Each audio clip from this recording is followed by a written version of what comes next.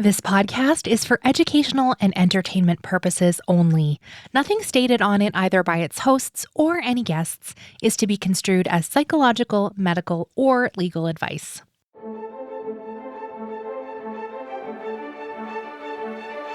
You are listening to Adoptees On, the podcast where adoptees discuss the adoption experience.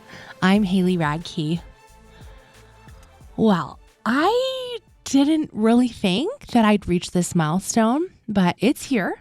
We have reached our 300th episode, and I've been thinking about this for months and was trying to decide what special interview, what special topic, what could I bring you to mark this milestone? And I finally decided that I wanted to celebrate with my sisters. I found my paternal side of my family 14 years ago, and I discovered I had 3 younger siblings. So even though I'm technically the only adoptee on today's show, I thought that you'd enjoy this peek behind the curtain, exploring what it was like for my young sisters when they were told at age 9 and 12 that they had a surprise older sister.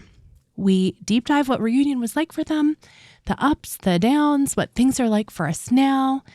We also have a brother. He was 14 when we first met, and now he is a very busy young husband and father. And when I spoke about this recording with him, we had his blessing. And I think he shares some of the same sentiments that our sisters are going to share with us today. Before we get started, I want to personally invite you to join our Patreon adoptee community today over on adopteeson.com/community, which helps support you and also the show to support more adoptees around the world. Oh my gosh, come meet my sisters. Let's listen in. I'm so pleased to introduce to my listeners my sisters, Amy and Sarah. Hello, girls. Hello. Hello, everyone. I should say, okay, Amy. Who's Amy? I am Amy, and Sarah and I have been told we sound really similar, so it might sound like we're the same person talking. Oh, no. Okay. And Sarah? Hi, this is me. We do speak very similarly, but I think you'll be able to tell. I think so. That's so funny. I don't hear it. Maybe I should. I don't know. I love people's voices. I'm obsessed with sound. So, that's the reason for my job. Thanks for being on. You guys are not adopted, but you have some in-depth expertise into my adoption reunion situation, which I thought folks might be interested in to celebrate 300 episodes. So welcome. Thanks for being brave. The only other relative who's been on the show is your mother. Oh, yeah, that's right. I do remember when Mom was on the show. Do you? Yeah, I do. I remember I listened to her episode. Sarah, did you listen? I think I listened, but it was forever ago. Yeah. I don't remember at all, like how that went or what the conversation was. Zero memory. Yeah, it's been a long time. Speaking of, okay, so we've been in reunion for 14 years as of the time of this recording, which is pretty amazing. Sarah, you were 9, Amy, you were 12. And so we've already passed the mark where I've been in your life more than not, over the halfway point. Wow. Do you remember that it was that long? Do you have a clear delineation of before Haley and after Haley? I do, for sure. I mean, it was, I think really already a pivotal time in my life, right? I was 12, almost a teenager. And so I have a really clear pre-Haley, post-Haley memory in my life. It was like, oh, and I have 3 siblings, not 2. So yeah, it was a really big deal. Definitely a significant life event in my childhood. When I called our brother to tell him we were doing this, he said, yeah, what I remember is we sat down to dinner and all of a sudden there was a secret surprise sister. Sarah, do you remember that? I absolutely remember that. And I think I don't remember the dinner itself, but I vividly remember after dinner that mom or dad had been like, we have something to tell you. And I remember a long pause and dad looking the most nervous I have probably ever seen him. Um, he is a very clear speaker. He always has something to say. And it was a little of him like trying to get the words out and like fumbling almost like before saying it. I very much remember that Oh my very gosh, clearly. that's crazy. You remember that so clearly. I Yeah. don't remember the actual moment they told us. Yeah. I actually don't. I remember after and I was feeling so Mhm. surprised and I remember that, but your memory is so clear for the fact that you were Yeah. Well, fine. it was such a thing of I don't have a lot of memories across all my life of dad being frazzled. He was deeply, deeply nervous and frazzled to tell us this news. And so I think it was so out of the ordinary that I just very much remember he was super nervous to have that conversation. So you don't remember that, Amy, but what do you remember about that time?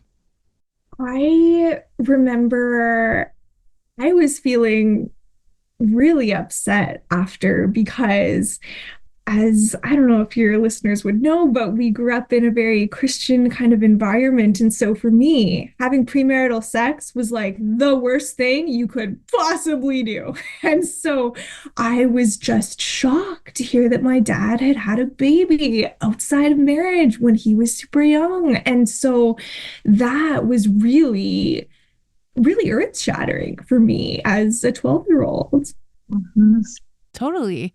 It's like the person I thought I knew is no more, right? Because you have this Yeah. picture of who your parents are, and yeah, totally shattering.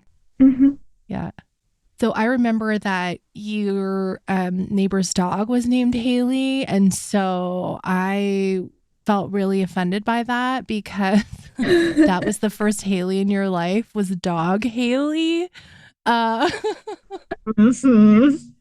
but guess what? I think that dog is dead. So I win. That is correct. And I don't even remember that as my first Haley, just so you know. You're Okay. the first Haley. I don't even think about the dog. I remember the dog. Sorry, Haley. Was it a boy dog or a girl dog? It was a boy. It was a boy. And the only reason they had named the dog Haley was because they let their 8-year-old daughter name the dog, who was like a year younger than me.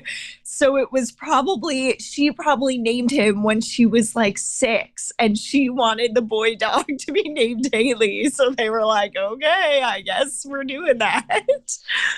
Oh my gosh, that's amazing. Okay, I remember sitting down to write you guys emails because that was our first communication. Do you remember emailing me? Do you remember anything that I sent you or what you sent back?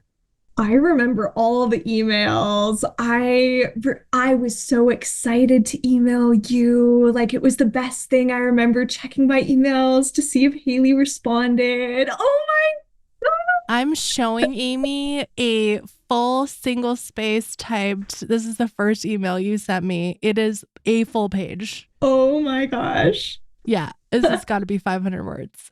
Yeah, and so and I remember feeling, I think, so special because here was this adult who, I mean, how old were you when we met?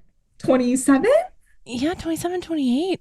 Yeah. 27. And so I just thought you were so cool and you wanted to talk to me and hear about my life and you cared about who my friends were and what I like to do. And so I felt so special. And I remember we met you not that long before my 13th birthday. And you bought me this necklace, which I still have. It's right. Wait, I'll go get it. What? I don't That remember. was sweet. I don't remember that. Yeah, you bought me this Oh necklace. my gosh. And I remember you wrote me this note and you were like, oh, this lady hand makes this jewelry and each piece is Aw. unique. And I think that's like us as humans because God makes each of us unique. And you wrote this to me and see, I remember it so well. I just felt so special and so loved. Good job, past Haley. Wow. That's Yep. That's pretty good. sweet. I love that. I think my experience was so different because I was so young, right? That as a 9-year-old, I don't have a very vivid before and after of you. And I really do not remember a lot from emails. I barely even remember emails. Like, I could not tell you a single thing that either of us said. I think at the beginning of reunion, I was just so excited. And I was confused as to why there were big feelings about it, right? Like, I was that young that, like, I did not understand what a complex situation it was. I was just like, yay, I have a bonus big sister. That's so exciting.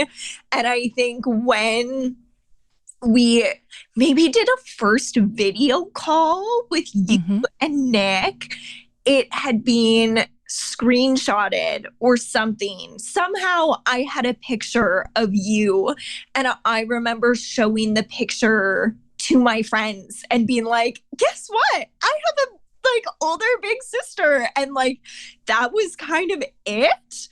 And I know that there was a lot of intentionality on your end building relationship, right? And starting to write emails and us emailing back and forth, which really, I think I was just so ready and happy to accept and be like, yay, this is fantastic. And that was really it.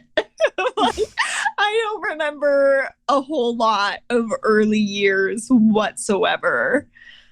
I think that's really lovely for me to think about how, like, for Isaiah, he doesn't know any different. You know, you guys were always in our lives when he was born. And I love that for you, Sarah. Like, you don't really remember before Haley too much. It's not this big delineation. Not that there's anything wrong with that, but that's kind of a special thing for you being so young in it. And I do remember waiting for emails, getting back. Amy, I don't know if you remember this, but you did like a full photo tour of the house before we ever visited. Like, I have a full, from the house you lived in when we first met. I have a full photo tour. Mm-hmm. Oh my gosh, I don't even remember that. Wow. Yep. So y'all spent time doing that. There's a lot of pictures of the dog, not dog Haley, but your dog. Do you remember when we first met? Did you feel like there was an instant connection, or do you feel like it took more time to build? I remember Sarah basically sitting in my lap the whole weekend, like wanting to snuggle up, which was really cute. Yeah, I think I felt like there was an instant connection. And I was just like, great, this is my big sister.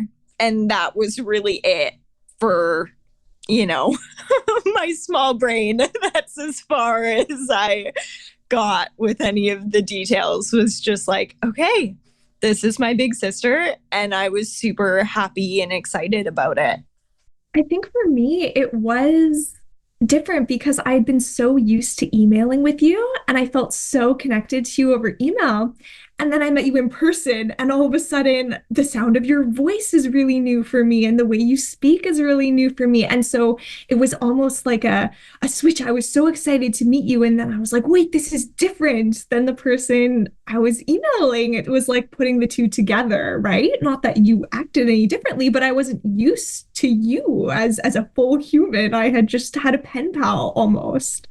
It's like Love is Blind. Like, we met in the pods and you're talking, and then you meet after and it's like, oh, it's a person with a body and they're not like I pictured. And Yes, we had to go to phase 2 of the experiment.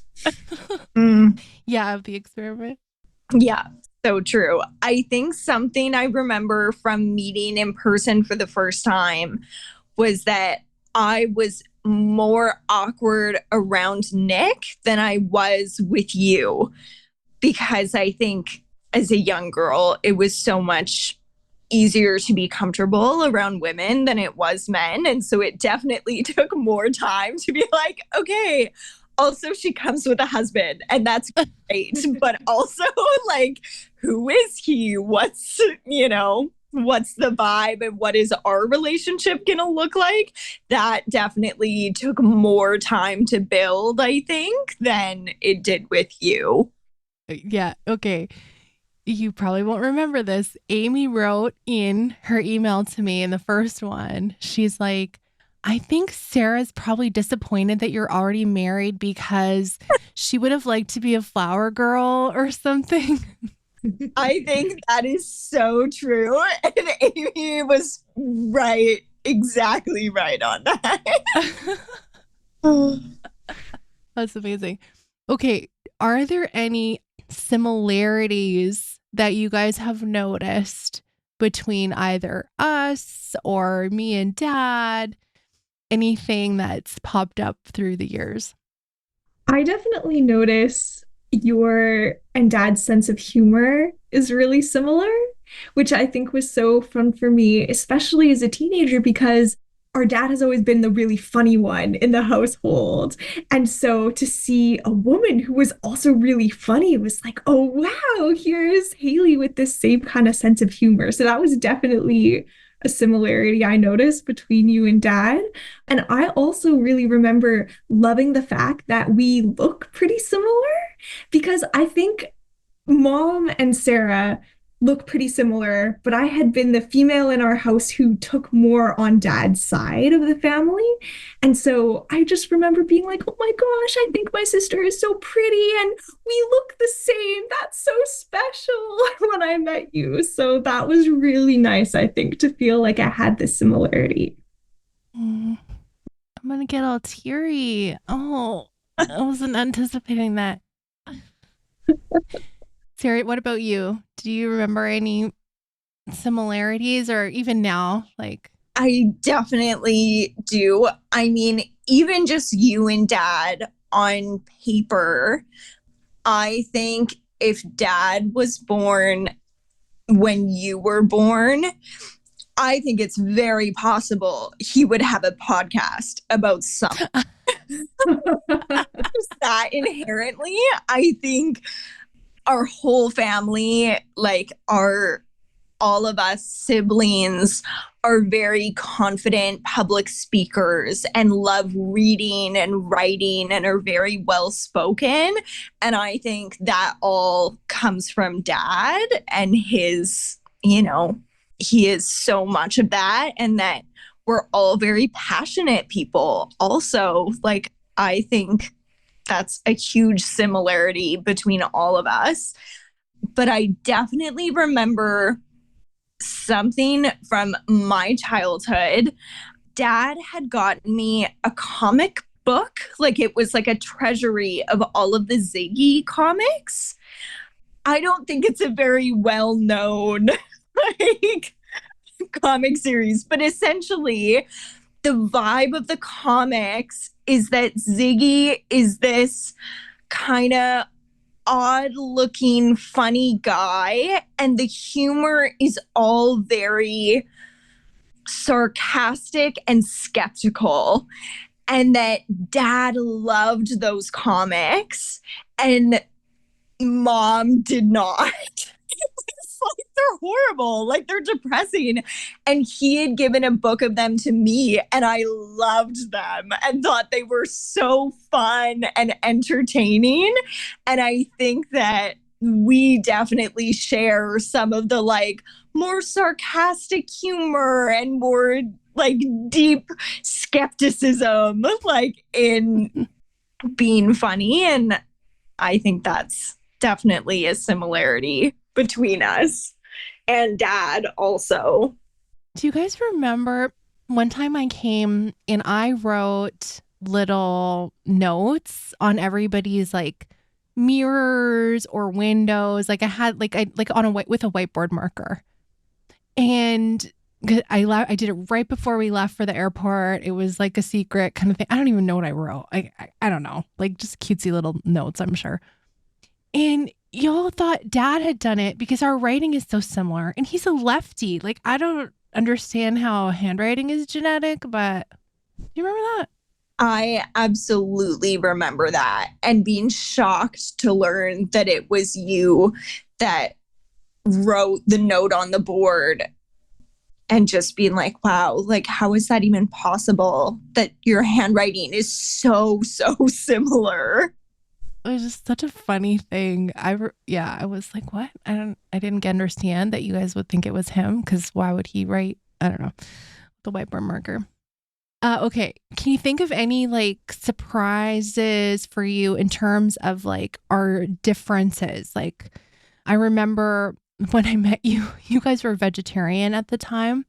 And I know Dad had written that in an email, but I didn't connect like that was I thought he was trying to joke around about it. Like I didn't understand that no, you guys were in fact vegetarian. And it was a huge deal because when we visited, he made us steak when we came. Do you remember that? I do remember that. And it was a really big deal that Dad was making steak. Like it was the talk of the town for a week before you guys came. Scandalous. Mm-hmm. So I think for me, the biggest thing was knowing that you weren't Catholic. Oh, that was a huge deal because even though you were Christian, the vast majority, especially at that point in my life as a 9-year-old, we were in Catholic homeschool groups and very Catholic circles, to the point where all of my best friends were Catholic and their families were Catholic. And some of them had wayward older siblings who weren't Catholic anymore, right? Which was a huge deal. And I knew that at the time that was just a really big deal. So I remember, I think after maybe the first visit or something, having a conversation with Mom about it and me being concerned about you because you weren't Catholic, which is so funny now. I'm like, oh boy, we're very deep in that. I even worked at a church at the time. Like I was all in evangelical Christianity. Like you couldn't get more Christian. Like 100%. But I mean, I think at some point you wore black nail polish, and that's really concerning behavior. So I remember that. I remember the nail polish. What? Yes, that was very edgy for us. We were like, whoa, she wears black nail polish. Yeah, we were not allowed to wear black nail polish, which is so funny. Oh my gosh. I didn't know. That's good. Mm-hmm. I'm sure there was other scandalous things I did that I did not know were, you know. I mean, I also remember you had a streak in your hair. Like you had a pink streak. And that was also kind of edgy. We were like, whoa, she dyes her hair a different color. But I was going to say the difference that I remember was, I think maybe your first visit when we had family game night. And our family is very loud. There's lots of trash talking. There's lots of hype and excitement. And it is a big deal. We're very competitive. And I remember, Haley, that you had to leave the table because it was too much for you. And I was so surprised because this was normal to me. This is how you play games. And so the fact that it was too much for you, I couldn't understand. Oh, I remember that. It was Monopoly. And it was so intense. And I am actually a very, very competitive person. I'm sure I've told you guys this story before. But I remember playing this game with this other couple, and it's called Ticket to Ride. I'm sure lots of people have played Ticket to Ride. And you have to build these pathways to other cities. And there's only so many ways you can get to a city. And if you don't make it, like there's a big point penalty. And we were playing with this other couple, and the wife had a meltdown because her husband took the last track that she needed to like win the game. And she had a temper tantrum in front of us. And, you know, we were in our early to mid 20s at the time. And I was just like, this is the most embarrassing thing I've ever witnessed. I'm never going to be this again. Like, I cannot be this competitive. It is not that serious. I still remember it. Like, it was yesterday. Anyway, so I really toned it back on the competitiveness. So when you guys were playing Monopoly, like it was real money and you were going to actually be like so wealthy when you won this game, I was so torn because that is my nature, is to be, but I couldn't trash talk my new sibling. I wasn't going to get in there. Like it was like a very like, I can't alienate you in the beginning. And this is so, I've never seen a family act this way, which I know lots of families do. This is how game night is at my house now, right? Like my kids are just the same as super competitive as you guys are. So yeah, I remember that. I didn't know what to do. And I'd left and I felt so awkward about it. It was bad. Yeah. Oh, I could totally see that. You don't want to trash talk the new family that you're trying to win over in a way. The kids? Yeah. The kids? I was an adult. Like I'm going to trash talk Sarah? Like, no. But you guys were super into it. Like, so into it. Oh my gosh. And now Monopoly is Isaiah's favorite game. And I always win. And he still wants to play. I don't know. Can you give us the practical, like how have we stayed connected over the years as you've grown into, young adulthood now? Now you're, I don't know, can I even say young adults anymore? I don't think so. You're just adults. I feel like I'm too old for young adults. Okay. Young adults. Oh, Sarah, you can be a young adult, but not Amy. Okay. Yeah. From emails to like, what have we done over the years to sort of keep in touch? I think it's definitely evolved over time. Like at the beginning, it was emails, and then I think there definitely were some years where we didn't end up talking as much. And then it's evolved into more texting and more phone calls. And then as I've gotten even older, visits, either you visiting me visiting you.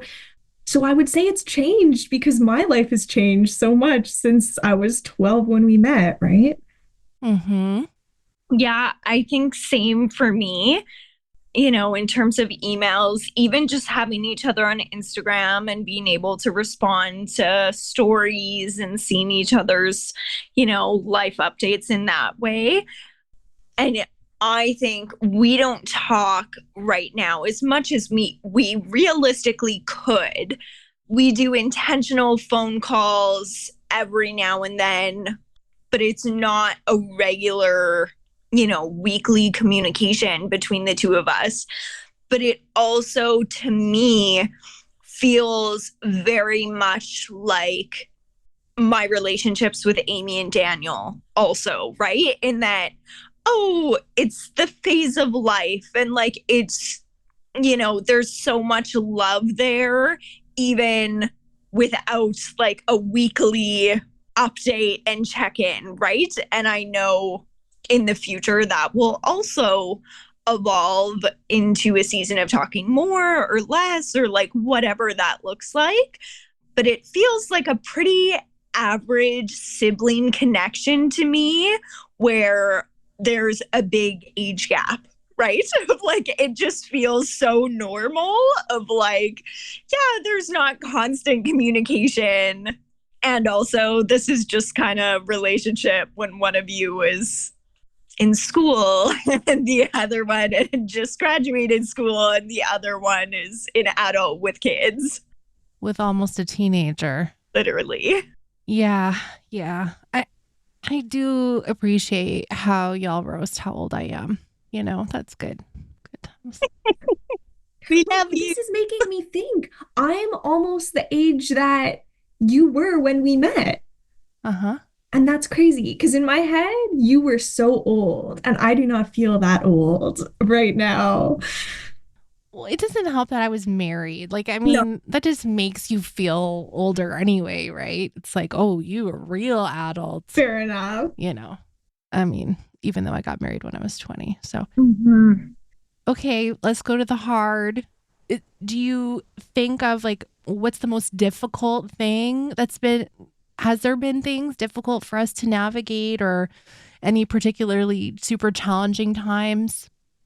I think post reunion initially was pretty tough for me because, as I said, I had to re know and discover about who my dad was and what my family was. I even remember going to summer camp that summer, and one of the classic questions you're asked is, "How many siblings do you have?" And I was like, two, three. It used to be this easy question, and then all of a sudden I felt stuck.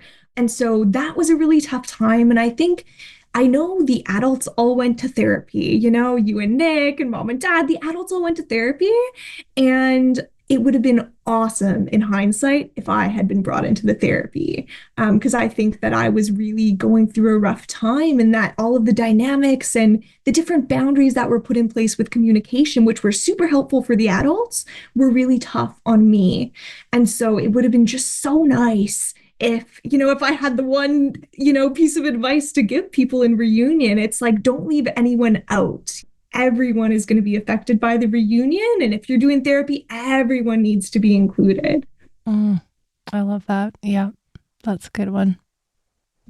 I think for me, because I was so young, I don't think I went through any difficult periods with it, but I do remember there was an emotional weight around the rest of the family. And that for a certain amount of time, like mom and dad were really going through it, and we're in therapy and we're working through things, but that I had no idea what they were working through. Right, so like there was like, I think in many ways the communication could have been better, and maybe like Amy said, it realistically would have been helpful for me to also go to a therapist and to have some maybe mediated conversations about what was happening. But I just remember, like, in my head, you were my sister, and that was really exciting and good, but that mom and dad are really like not okay and having a difficult time with something. Like, which even as an adult, what's funny is that I'm like, I have no idea what was going on. Like, I still don't know what the therapy, between all of you was and what was addressed. And like, I have no idea. And I definitely think it was really difficult to know that there was this huge emotional thing going on, that half of the family wasn't okay, and that I had no concept of what was happening. And I think there could have been some extra communication to dumb it down to a 9-year-old's level almost, right? Of like, I think I needed something to have a better idea of what was happening, to feel more secure, I think, because there definitely was a time period where I just knew the family did not feel stable. Amy, do you know what the adults were all fussing about? I do. And I did Okay. know at the time, which I think was tough almost in a way that I knew. I know, Sarah, you're like, oh, I wish I would have known. But see, I did know. And then that made me worried, I think, for the adults. So yeah, I kind of was privy to what was going on, which was tough. It was just a tough situation. Reunion is hard. Like there's no easy answer or path or system. Mm-hmm. I'm trying to think about what you would have thought were the issues. Like, even in my mind, I'm like, what did we talk about in therapy? I know we talked about having rules of how many communications, and it was very much like trying to right size the relationships into more normalcy. Like, that's what I remember. Mm-hmm. And I had Isaiah, as you know, pretty soon into reunion. And so it was like, oh, now I have a kid. And it's like, what are you going to be in terms of what is grandparenting going to look like? And that's kind of the stuff I remember. Sarah, is that what you remember, Amy? Yeah, no, that's what I remember. And I think those rules surrounding communication were what was really hard on me because I mean, I mentioned earlier, you were this older person who was all of a sudden a support for me and interested in me. And I was a pretty shy kid. Like, it was a really big deal for me to have someone like you in my life. And then with the communication rules, it kind of blocked off our relationship. Like, I wasn't supposed to have private emails back and forth anymore between you and me. And so it was like all of a sudden, it's like, oh, here's the like this person had been brought into my life and then all of a sudden was taken away. And I remember sharing that. Like I did share it. And was then told, kind of explained why the rules were put in place. But I think what I kind of got from that situation was then like, okay, what I need doesn't matter. Like, I'm not a priority here. You know, we need to do this for the sake of the adults and the dynamic. And I got that. But it was kind of like a big heartbreak for me. It was very painful. I think especially because the introduction of you into our lives had created a lot of pain and struggle for me internally. And then I got used to it and got close to you. And then it was like, oh, and upheaval again. That's really hard. Yeah. Yeah. And I have so much grace for the adults involved. So much grace. Everyone was doing their best. It was a really hard situation. Everyone was doing what they thought was best, right? Like, and as an adult, I totally understand that. Yeah. Yeah. Oh, little Amy. I know, right? Poor little 12-year-old Amy. Oh. Yeah. Oh, well, okay. So now you can grade me. Let's talk about, I disrupted the birth order. So Daniel is no longer the oldest. I'm the oldest by so many years, apparently, like decades. So for the listeners, you can grade me on big sister duties. As someone who grew up as an only child, how am I doing as a big sister?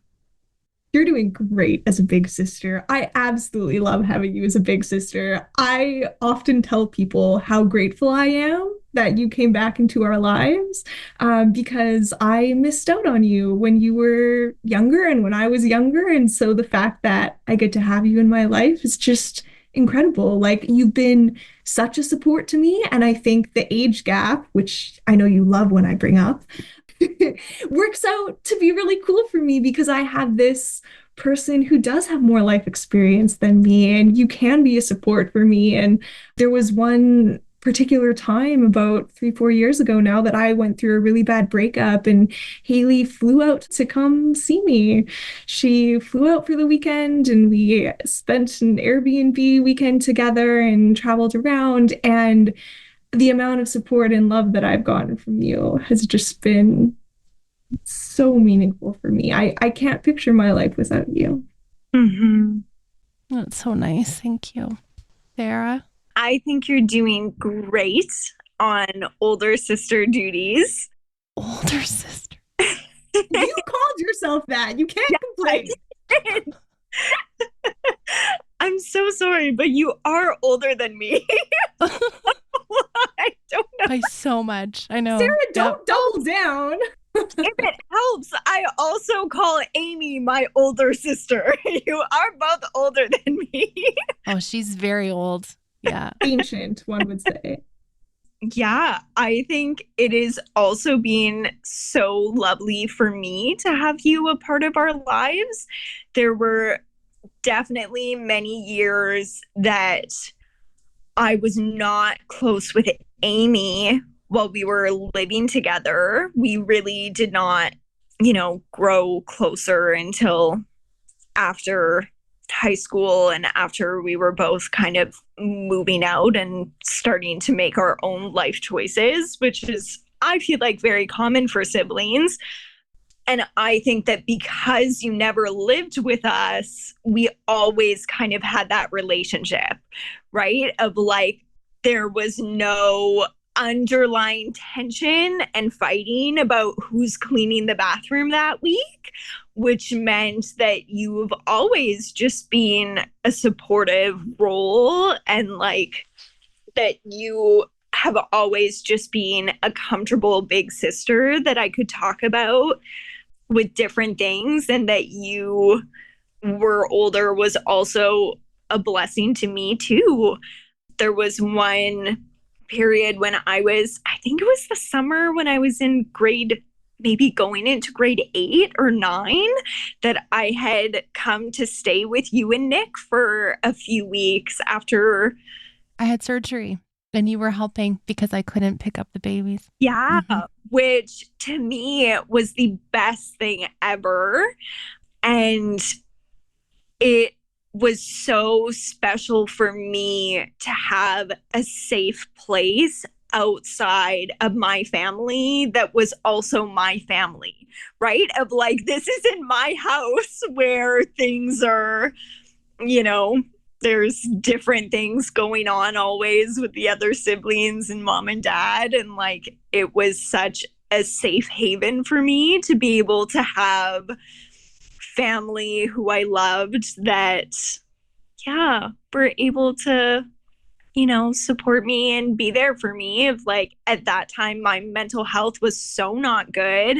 And I remember having so many beautiful conversations and us hanging out and having girl time and like so many blessings in that. Okay, I'm fine. Everything's fine. What God, what an honor. Thank you. Okay. Sorry, I'm tearing up over here. I told y'all we're gonna keep it light and fluffy, and I'm gonna keep it super profesh, and it's a sweet moment. That's nice.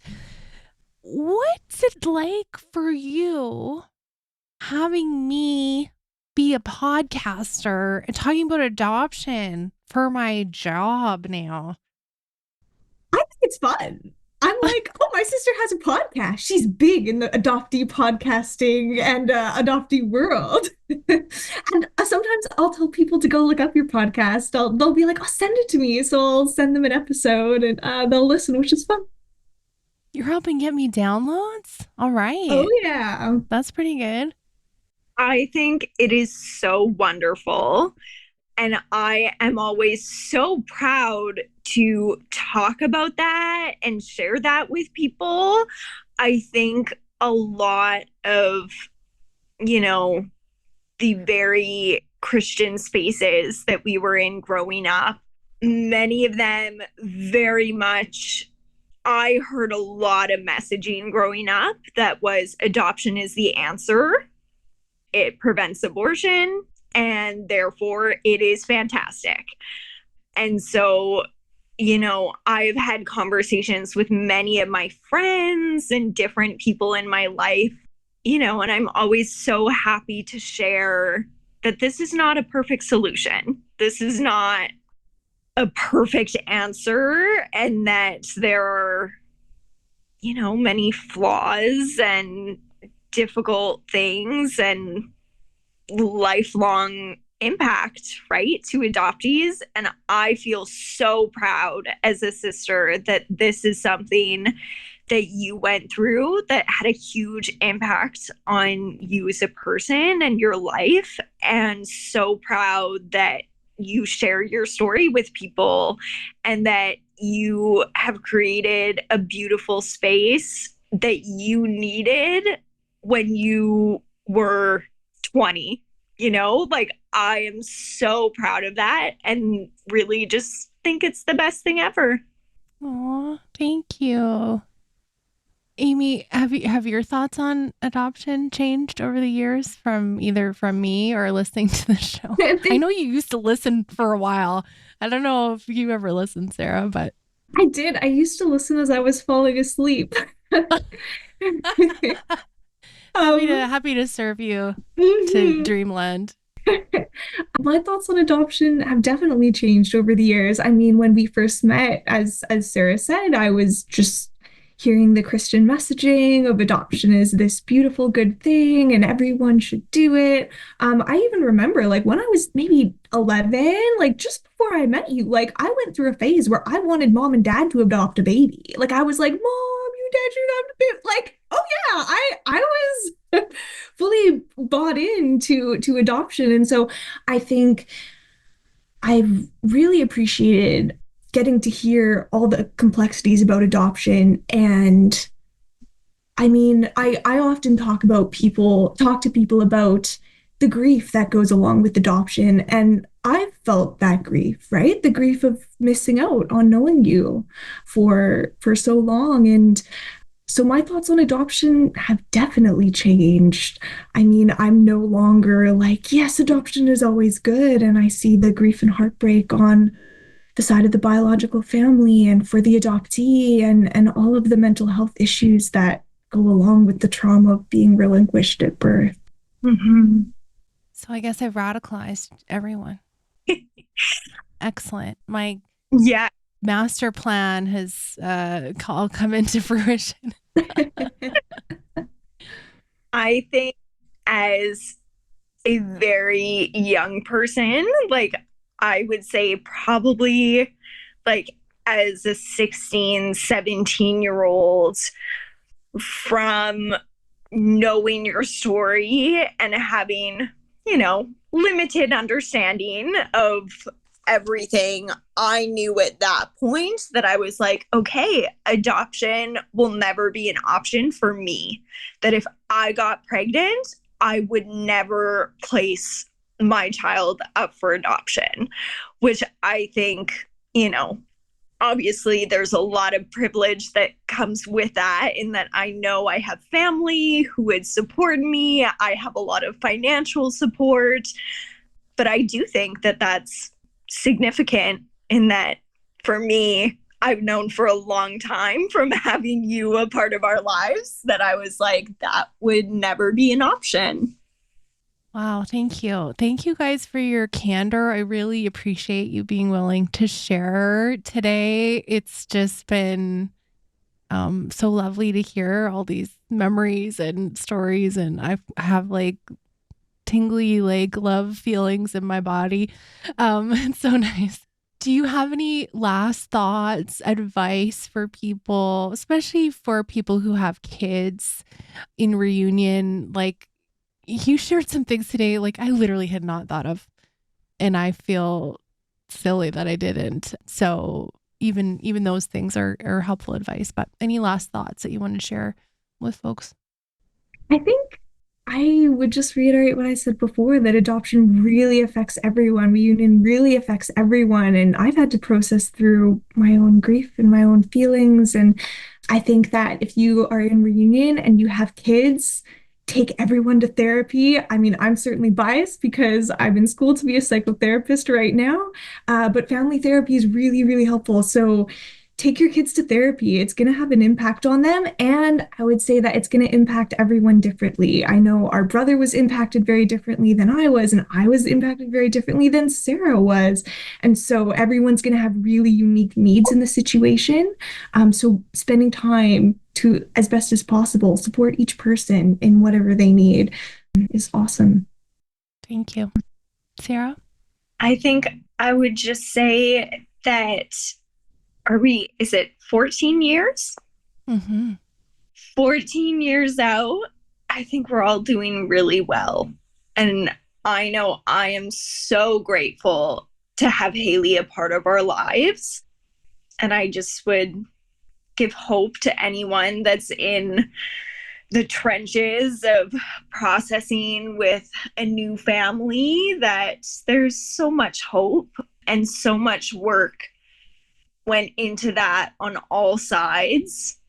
But that I'm so happy that you were brave enough to send that first text to Dad. Sarah, you're so sweet. You're such a sweet person. I love your optimism and everything. That is so true. Oh, I have loved being a big sister and have worked really hard at it. And it's just been truly such an honor to watch you both grow up, and Daniel too. And he's got his one little family now, and to get to be there for the milestones, the breakups, the weddings, the babies. Like, it's just been just amazing. So yeah, thank you. Thank you both for sharing. I know it's not easy to be public, but welcome to the public podcast. Well, thank you for having us. It's an honor to get to be on your podcast. That's such a special thing. Yeah, absolutely. I'm so happy that we were able to do this and so happy to be able to share a little bit of our side of that journey. Aren't they amazing? Our brother is equally as amazing, and we had this just really special conversation. Even once we had finished recording, we stayed on and chatted about how powerful it was to sort of like unpack these things and like really have a good discussion about them. And we talked about some heavier topics as well, but I just thought, wow, like how miraculous that after all these years and all the work that everyone put in, that we've built this beautiful connection in all its variations. So now I get to be an auntie, and I have a sister-in-law, and I'm going to be gaining a brother-in-law shortly. And we're reaching all these milestones, and I'm watching my sisters decide on their careers and pursue them. And it's just so cool to be at this new stage of life together. And I mean, if we hadn't put the work in, I don't know where we'd be. We wouldn't be connected. So I do hope that this does bring you hope, like Sarah said. I hope that this celebratory conversation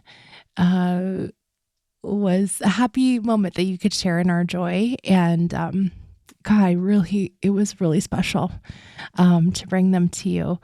And so I hope you enjoyed this conversation as much as I did. And I told Amy and Sarah when we were done, I'm like, even if this never went to air, this was just like the best. So here it is for you. Thank you for celebrating 300 episodes with us. And I know I've been telling you about this. I'm working on this brand new project. It's all happening, and you'll be hearing more soon, but there's so many good things happening to be excited about, and advancing adoptee advocacy and family preservation and lots of good stuff. So thank you for listening. Thank you for celebrating 300 episodes with me. I still can't really believe it. That's a lot of episodes. That's a lot of talking. So I'll just say good night, Amy. Hopefully this helped you fall asleep. And, there's humbling moments, right? It was overall so sweet, but it's like, come on.